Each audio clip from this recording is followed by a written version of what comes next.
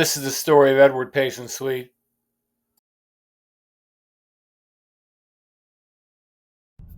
Top of the morning. It's Wednesday.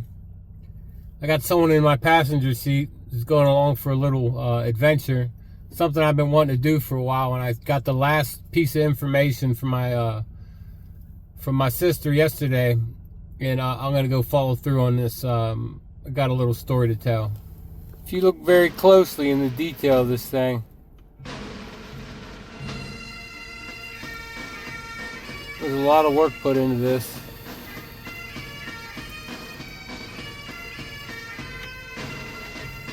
Irish guys were pretty famous for their walking sticks or shillelaghs.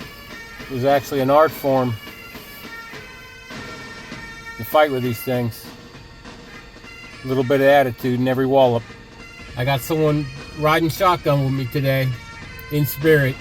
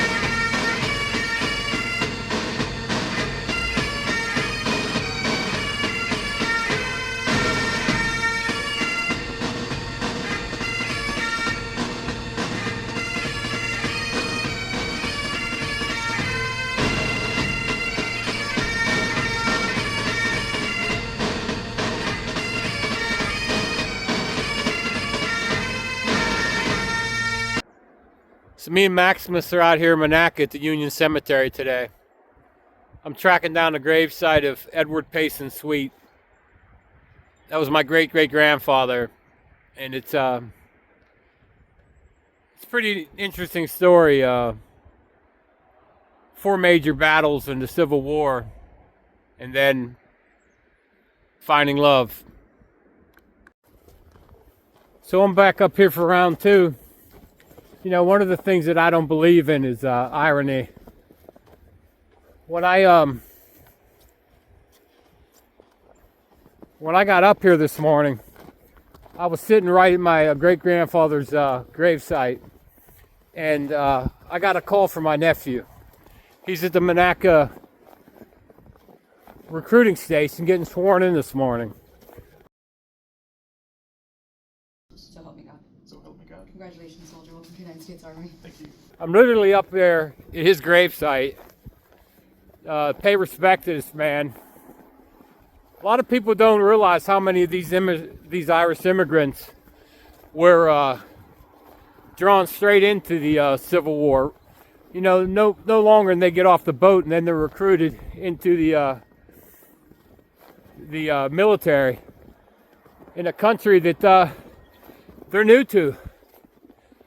All of our ancestors put some sweat and blood into this. I guess this is where the story begins today, up by that tree right behind me. I came in here looking for my great-great-grandfather's gravesite. And I'm going to be honest with you, this is a pretty large cemetery. The only thing I had to go off of was he was close to a tree. That's it. And so I figured I would just do this place in coordinates and stuff. In my hand, I have his old Irish walking stick. So I have this on me, and I come up here to that tree behind me. And I needed to change out my hat because it was cold and I needed to get my gloves on. So I set this against that tree right there. So that beautiful tree right there, I stopped at the base of it. And I came up and I set down his walking stick right next to there. My footprints are still there.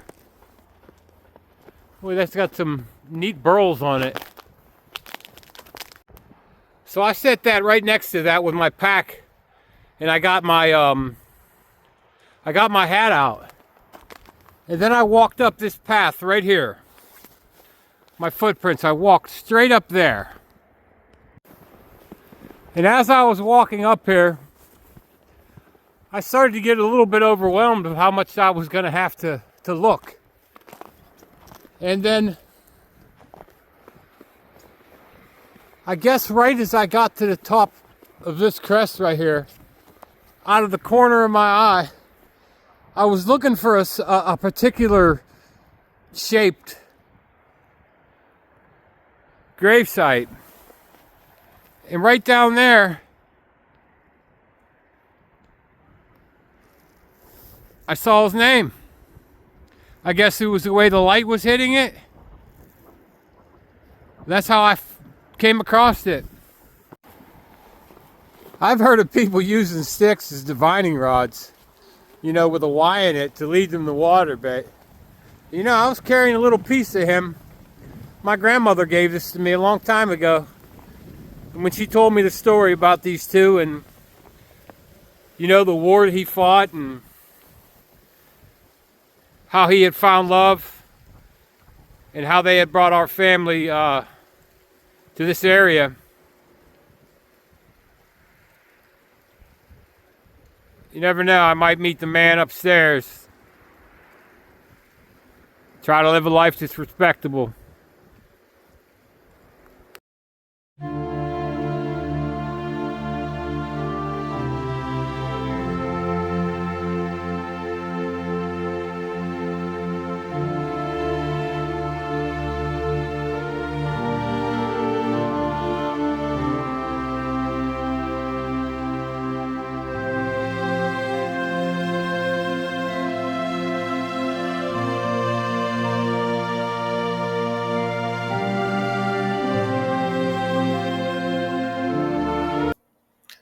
Sophie was his nurse, and somehow in all that chaos, they fell in love.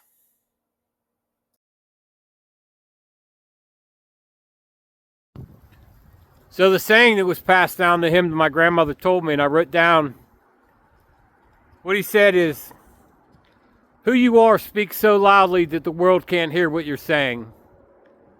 They are looking at your walk, not listening to your talk. They stand by and judge you daily. Those are some pretty profound words when you think about it. U.S. Army, grave marker 189, Union Cemetery, Monaca.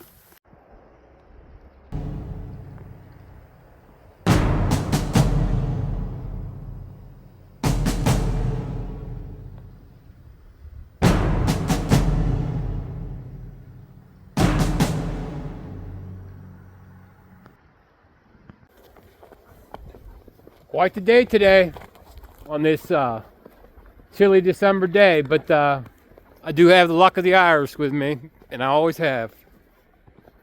Still looking for my lucky charms though.